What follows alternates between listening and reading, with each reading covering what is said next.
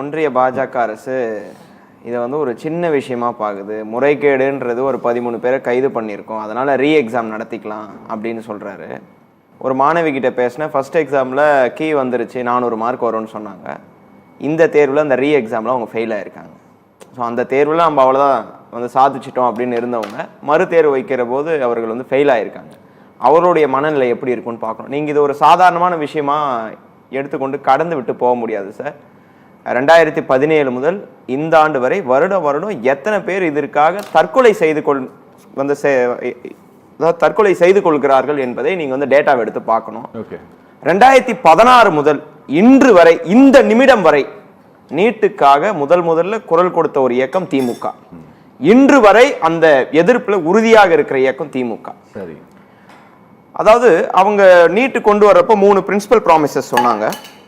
It would reduce the burden of multiple entrance examination. ஒன்று. ரெண்டாவது, it would eliminate scourge of capitation fees. Third, it would improve standard by ensuring only the most meritorious students. இது 3 தான் சொன்னாங்க. இதை 3மே இன்னைக்கு நீங்க satisfy பண்ணிருக்கீங்களா? இந்த பிரின்சிபல் ப்ராமிஸ் இன்னைக்கு 3மே சாட்டிஸ்ஃபையா இருக்கா? நீங்க வந்து ஃபர்ஸ்ட் சொன்ன விஷயம் மல்டிபிள் எக்ஸாம்னால அவங்களுக்கு வந்து பேர்டனை வந்து ரெடியூஸ் பண்ணுவீங்கன்னு சொன்னீங்க. இன்னைக்கு வந்து நீட்டுக்காக அவர்கள் ஏற்படுகிற மன உளைச்சல் அதை விட அதிகம்.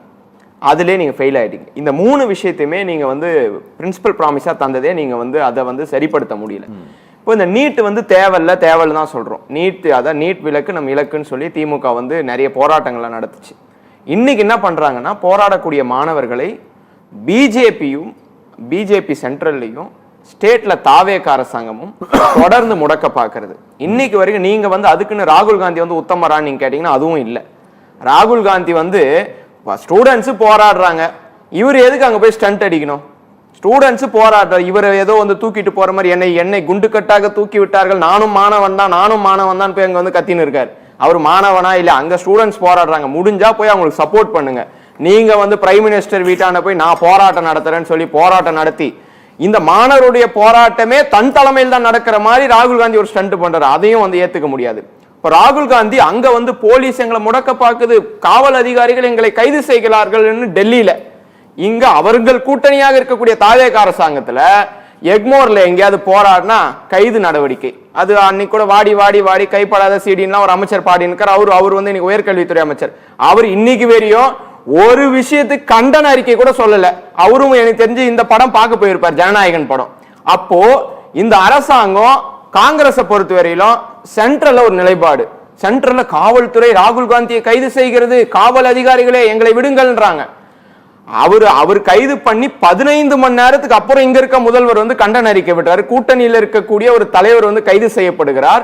அவர் கைதாகி ரிலீஸ் ஆகி வீட்டுக்கு வந்து அடுத்து நாடாளுமன்றமே போயிட்டாரு. அப்பதான் இவர் தூங்கி எந்திரிச்சிருக்கிறார் போல. 15 மணி நேரம் கழிச்சு கண்டன அறிக்கை விடுறாரு. அப்போ இன்று வரையில விஜய் அவர்கள் அங்கே போராடக்கூடிய மாணவர்களுக்கு ஆதரவாக இப்ப வரைக்கும் எந்த அறிக்கையும் விடல.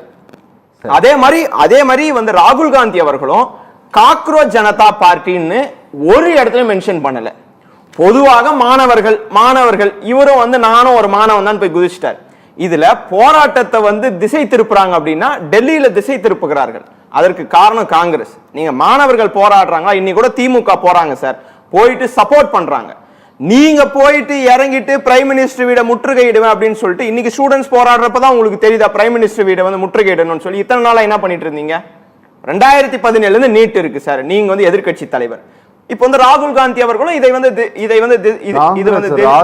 ராகுல் காந்தி செய்ததை போல நீங்க வந்து ஆர்ஆர்பியில வந்து எவ்வளவு பேர் எழுதுகிறார்கள், அதுல எவ்வளோ ஃபண்டு ரொட்டேட் ஆகுறது, நீங்க என்ஐடி எக்ஸாமை எவ்வளோ பேர் எழுதுறாங்க, அதுல எவ்வளோ ஃபண்டு ரொட்டேட் ஆகுது, யூபிஎஸ்சி எவ்வளோ பேர் எழுதுறாங்க, நீட் எவ்வளோ பேர் எழுதுறாங்க, ஜேஇ எவ்வளோ பேர் எழுதுறாங்க அப்படின்னு சொல்லிட்டு ஒரு தெளிவான ஒரு பவர் பாயிண்ட் பிரசன்டேஷனை இந்தியாவில் இதுக்கு முன்னால எந்த அரசியல் கட்சி தலைவர் கொடுத்துருக்குறாங்க? ராகுல் காந்தி தான் சொன்னார். ராகுல் காந்தி இன்னைக்கு இவர்கள் போராட்டத்தை தொடங்குவதற்கு முன்பாக இருந்தே ராகுல் காந்தி அதை பேசிட்டு தான் இருக்கிறாரு. நீங்க அவர் அங்க படுத்து பிரதமர் வீட்டை நோக்கி அலுவலகம் நோக்கி முற்றுகையிடுவோம்னு அவர் படுத்தது வந்து நாடகம் அப்படின்னா அது எப்படி சரியானதா இருக்கும்? இல்ல நாடகம்ன்றது சார், அது நீங்க ஸ்டூடெண்ட்ஸ் போராடுறப்போ அந்த கிரெடிட் ஸ்டூடெண்ட்ஸுக்கு போனோம். தன்னெழுச்சியா வந்திருக்க கூட்டம். நீங்க அது வந்து காங்கிரஸ் மாணவர்கள்னு சொல்லி மாத்திரக்கூடாது. நீங்க போனாங்க அந்த மாதிரி நடக்கும். மாத்தலையே. நீங்க போய் வந்து அரெஸ்ட் ஆவறீங்க. அப்ப வந்து அங்க இருக்கிற போராடுகிற மாணவர்களும் அதே டைம்ல அரெஸ்ட் ஆகுறாங்க. ஆனா அவர்களுடைய செய்தி வந்து முடக்கப்படுது. இவரோட செய்தி வந்து பிரேக்கிங் நியூஸா போகுது. இல்ல சார், ஒரு எதிர்க்கட்சி தலைவர் சார் அவரை போராட வேணாம்னு யாரும் சொல்ல சார். சார் அவர் போராடட்டும். நான் என்னன்றேன், டெல்லியில போராடுறப்ப முடக்க பாக்குது காவல்துறைன்னு சொல்றீங்க, தமிழ்நாட்டுல கைது செய்யறாங்க. இப்ப வரைக்கும் வாயை திறந்தார்களா காங்கிரஸ்காரர்கள் தான் என்னோட கேள்வி. நீங்க அங்க அரெஸ்ட்டை வந்து சார் ஓகே சார், உங்களோட அரெஸ்ட் வந்து எதிர்க்கக்கூடியதான், வந்து கண்டிக்கக்கூடியதான் சார். தமிழ்நாட்டில் அரெஸ்ட் பண்றப்போ உங்க கூட்டணி ஆட்சி சார், ஆட்சியிலும் பங்கு அதிகாரத்திலும் பங்குன்னு பேசுனீங்க, உங்களுடைய ஆட்சி தான் இங்க. அப்ப ஏன் சார் இங்க வந்து கைது பண்றீங்கன்னு கேட்டா அதுக்கு வந்து பதில் கிடையாது. ஓகே, இப்போ நீட்டை வந்து நீங்க எல்லா இடத்துலயும் போராடுபவர்களும் சப்போர்ட்டா இருக்கணும், எல்லா இடத்துலயும் இருக்கணும். சென்ட்ரல்ல ஒரு நிலைப்பாடு, ஸ்டேட்ல ஒரு இது நிலைப்பாடு இருக்க வேண்டாம் என்பதுதான் என்னுடைய ஒரு கோரிக்கையா சொல்றேன் காங்கிரஸுக்கு. நான் வந்து ஒன்னும் தப்பா சொல்லல. அதே மாதிரி இன்னைக்கு வந்து 2016 முதல் பல்வேறு போராட்டம் ஃபர்ஸ்ட் மாநிலங்களவையில பிஜேபி எதுவும் திட்டக்கூடாதுன்னு முடிவு எடுத்துருக்கீங்களா? நீட் விலக்கு நம் இலக்கு நான் ஃபர்ஸ்டே சொல்லிட்டேன். நீட் தேர்வு வேண்டாம், நீட் தேர்வு வேண்டாம்னு சொல்லிட்டு ஒன்றிய பாஜக அரசுக்கு முதலாக சொன்னதே திமுக தான்.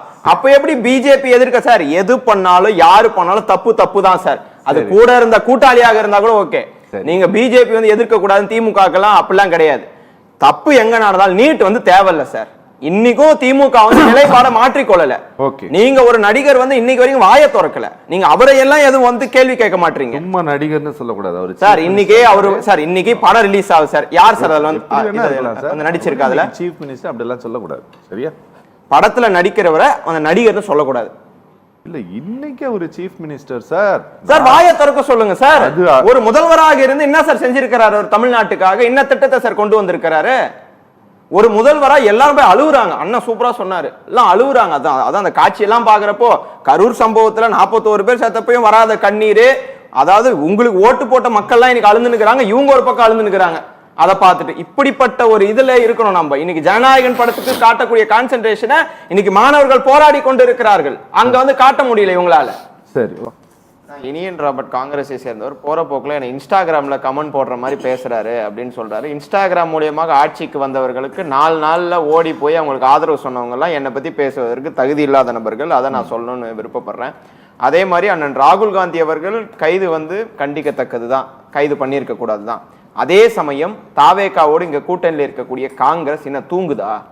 இங்க மாணவர்கள் எங்கேயும் போராடக்கூடாது, போராடினா கைதுன்னு சொல்றப்போ காங்கிரஸ் தூங்குதா அப்படின்ற ஒரு கேள்வி இருக்கு. அதே மாதிரி 2021 தேர்தல் அறிக்கையில நீட் வேண்டான்னு சொல்லி தேர்தல் அறிக்கையில சொன்னோம். 2021 AK ராஜன் தலைமையில ஒரு குழு அமைச்சு அந்த ரிப்போர்ட் இன்னைக்கு 9 லாங்குவேஜஸ்ல வந்து டிரான்ஸ்லேட் பண்ணிருக்கோம். ஓகே, அப்படி பண்ணி இன்னைக்கு நீட் தேர்வுக்காக தமிழ்நாடு முழுவதும் கையெழுத்து பெற்ற ஒரே இயக்கம் திமுக. காங்கிரஸ் நினைச்சிருந்தா இந்தியா ஃபுல்லா வாங்கியிருக்கலாம். ஆனா அது அவங்க செய்யல. நாங்க இங்க செஞ்சிருக்கோம்.